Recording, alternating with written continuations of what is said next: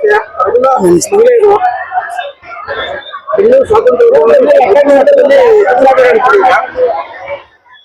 ಒಂದು ಕೇಂದ್ರ ಸರ್ಕಾರದಿಂದ ನಿಮ್ಮ ಕೆಲಸಗಳಿದೆ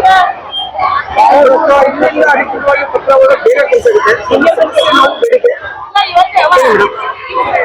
ನಮ್ದು ಇದ್ದಿದ್ದು ನಾವು ಕೇಂದ್ರ ಸರ್ಕಾರ ನೌಕರದಾರು ನಾವೇನು ತಲೆ ಅಳತೆ ಮಾಡಿ ಕೇಳ್ತಾ ಇಲ್ಲ. ಕೇಂದ್ರ ಸುಪ್ರೀಂ ಕೋರ್ಟ್ ಹೇಳ್ಯದ ಕನಿಷ್ಠ ಕೂಲಿ ಕೊಡ್ಬೇಕು ಮತ್ತು 3ನೇ ಮತ್ತು 4ನೇ ದರ್ಜೆ ಗುಮಾಸ್ತರ ಅಂತ ಮಾಡ್ಬೇಕಂತೇಳಿ ನೌಕರದಾರ ಅಂತ ಪರಿಗಣಿಸ್ಬೇಕು, ಕಾನೂನು ತರ್ಬೇಕಂತೇಳಿ ಹೇಳಿದ್ರು ಕೂಡ ನಾವು ಕೇಳಕತ್ತಿದ್ದೀವಿ. ಇಡೀ ದೇಶದ ಅಭಿವೃದ್ಧಿ ಚೈಲ್ಡ್ ಈಸ್ ನೇಷನ್ ವೆಲ್ತ್ ಅಂತ ಹೇಳ್ತಾರ.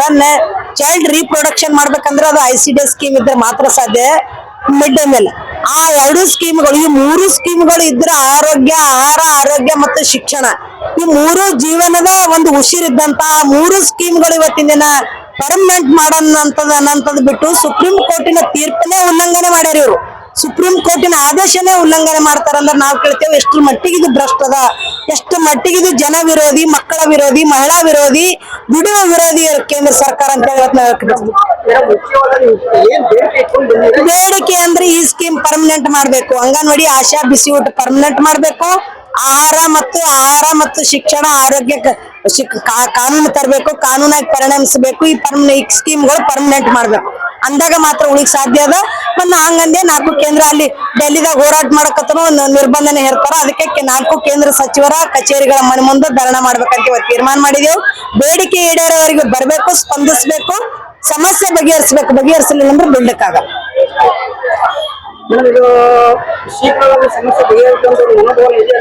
ಇಲ್ಲ ಅಂದ್ರೆ ಕಂಟಿನ್ಯೂ ಆಗ್ತದೆ. ಅದು ಹೋರಾಟದ ಸ್ವರೂಪನೇ ಬೇರೆ ಆಗ್ಬಿಡುತ್ತೆ. ನಾವು ಮುಂಗಡವಾಗಿನೇ ಕೇಂದ್ರ ಸಚಿವರಿಗೆ ಹೇಳಿದೆವು, ರಾಜ್ಯದವ್ರಿಗೆ, ವಿರೋಧ ಪಕ್ಷದವರಿಗೂ ಹೇಳಿದೆವು, ಕರ್ನಾಟಕ ರಾಜ್ಯದ ಎಲ್ಲ MP ಗಳಿಗೆ ಲೆಟರ್ ಕೊಟ್ಟಿದೆವು, 4 ಇವು ಕೇಂದ್ರ ಸಚಿವರಿಗೆ ಲೆಟರ್ ಕೊಟ್ಟಿದೆವು. ಇದ್ರ ಬಗ್ಗೆ ಮನಗಂಡ್ರೆ FRS ಅಂದ್ರೆ ಏನು, ಸ್ಕೀಮ್ ಅಂದ್ರೆ ಏನು, ಇವತ್ತು ICDS, ಮಿಡ್ ಡೇ ಮೀಲ್, ಆಶಾ ವರ್ಕರ್ ಪರಿಸ್ಥಿತಿ ಏನು ಅಂತೇಳಿ ಎಲ್ಲ ಕೊಟ್ಟಿದ್ದೇವ್ರೆಲ್ಲ ಮನಗಂಡ್ರ ಮಾಡಬಾರ್ದಂತೇಳಿ ಬಂಡ್ ತನಕ ಅವ್ರು ಬಿಟ್ರ. ನಾವ್ ಕೇಳ್ತೇವೆ ಇದು ಅಂಗನವಾಡಿ, ಬಿಸಿ ಊಟ, ಆಶಾದವ್ರ ಸಮಸ್ಯೆ ಅಲ್ಲ, ಒಟ್ಟು ಜಗತ್ತಿನ, ಒಟ್ಟು ದೇಶದ ಮಕ್ಕಳ ಮತ್ತು ಮಹಿಳೆಯರ ಫಲಾನುಭವಿಗಳ ಸಮಸ್ಯೆ.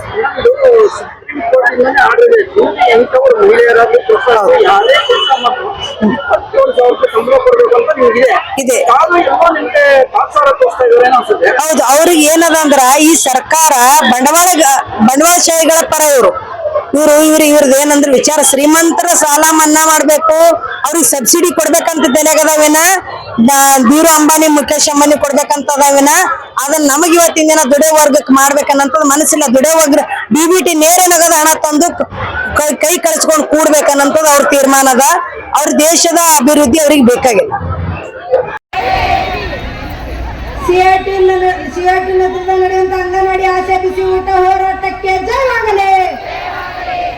ಕಾಯಮಾಗುವವರೆಗೂ ನಾವು ಇಲ್ಲಿಂದ ಕದಲುವುದಿಲ್ಲ. ನಮ್ಮ ಸಮಸ್ಯೆ ಬಗೆಹರಿಯುವವರೆಗೂ ನಾವು ಇಲ್ಲಿಂದ ಕದಲುವುದಿಲ್ಲ.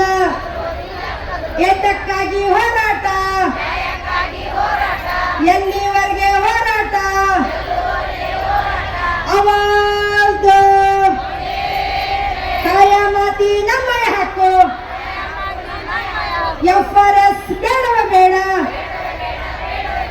FRS ಬೇಡವ ಬೇಡ, ಕಾಯಮಾತಿ ನಮ್ಮಯ ಹಕ್ಕು, ಕನಿಷ್ಠ ಕೂಲಿ ನಮ್ಮಯ ಹಕ್ಕು.